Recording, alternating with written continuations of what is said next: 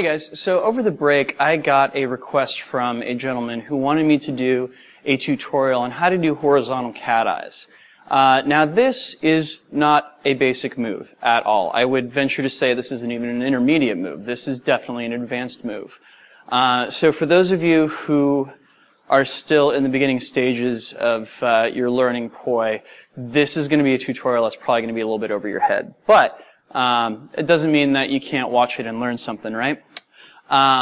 So horizontal Cateyes, like back when I learned them, were really, really rare. There were very few people that could do them. And part of the reason for that is that the movement is really, really tricky and counterintuitive. I nearly threw out my shoulder learning how to do this move, but fortunately there are some ways that I know now to prevent this from happening that I can pass on to you guys so you don't do the god-awful damage to your shoulders that I did to mine. So first and foremost, a discussion, what is a horizontal Cateye? Well, Cateyes in general are shapes in which your hand is following the path of an isolation. So essentially, they're going around a circle that is 1 poi length in diameter.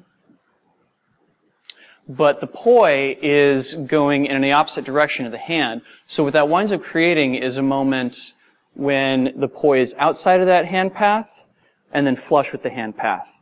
Outside the hand path, flush with the hand path, right? I did a tutorial on how to do vertical Cateyes last year, if you want to go check that out. The horizontal Cateyes are a different story, though. Unfortunately, almost nothing that you learned from getting down vertical Cateyes is going to help you with horizontal Cateyes. I apologize.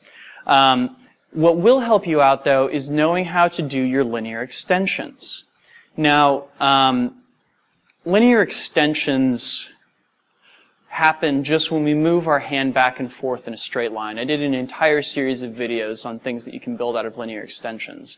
Well, doing a horizontal Cateye is a lot like doing a horizontal linear extension, but we're going to tweak the way it works just a little bit. To start off with getting that horizontal linear extension, what you want to do is start with your, I'm going to give you guys the clockwise instructions for this because my dominant direction is clockwise. You're going to start with your hand crossed over to your non-dominant side of your body with the poi going clockwise, and as it crests over top, you're going to kind of chase it to the other side of your body. As it's going around clockwise on the other side, again, when it's going to the underside of your hand, you're going to chase it across. So you chase it over top, you chase it underneath. Chase it over top, chase it underneath. And as you note, while I'm doing this, I'm really creating these moments where the poi almost stop and I'm pulling it along, right? Really, you want to get comfortable enough with this that you can just go straight back and forth like you're a machine, right? The stopping and starting will help you in the initial stages of it, but eventually you're going to have to get it down smooth if you're going to make this turn into horizontal Cateye. Now, getting from here to the horizontal Cateye is deceptively simple. What you want to do is you want to focus on where your hand is going through each part of this. Namely, when you're doing that bit, when the poi is dragging underneath, you want to make sure that your hand is about like at throat level. You want to imagine it passing, if you imagine there being almost like a stick that's popping out right from that point where your collarbones meet above your chest, you want your hand to pass through that point.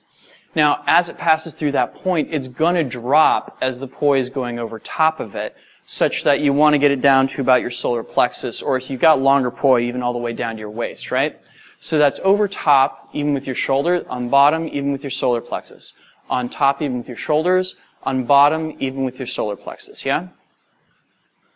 And what you're going to find is that this is going to change the game slightly, 2 ways. The first way is that as you're going over, it's now going to take much more effort in order to get the poi over top of your hand because you're no longer chasing it across. What you actually have to do is imagine it's almost like a whip and kind of crack it back at yourself as it's going over, right?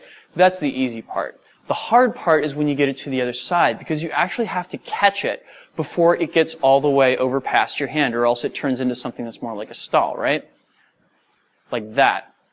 So, what you're shooting to do here is as that poi is going over top, your hand has to get horizontal with the poi by the time it gets about even with the bottom of your chest on the other side.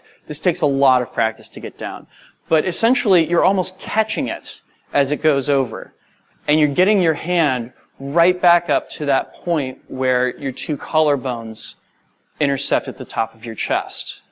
To me, this feels very much like cracking a whip on one side and then catching the poi on the other side. The dragging across the top part I find is the easiest part of all. The part across the bottom tends to be harder.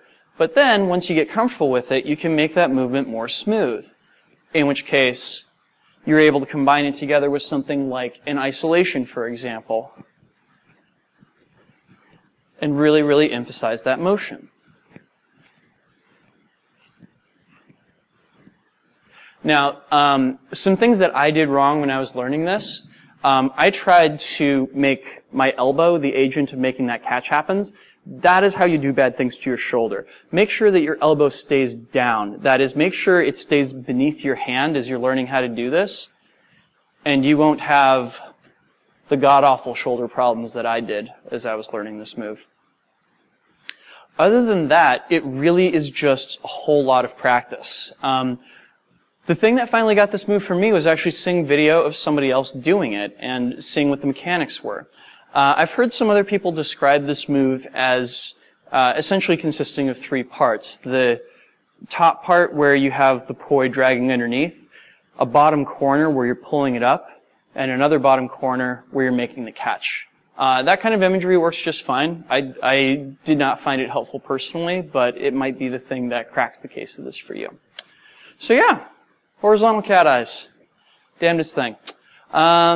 Thank you guys for watching. I will be back next week with another tutorial for you. Peace.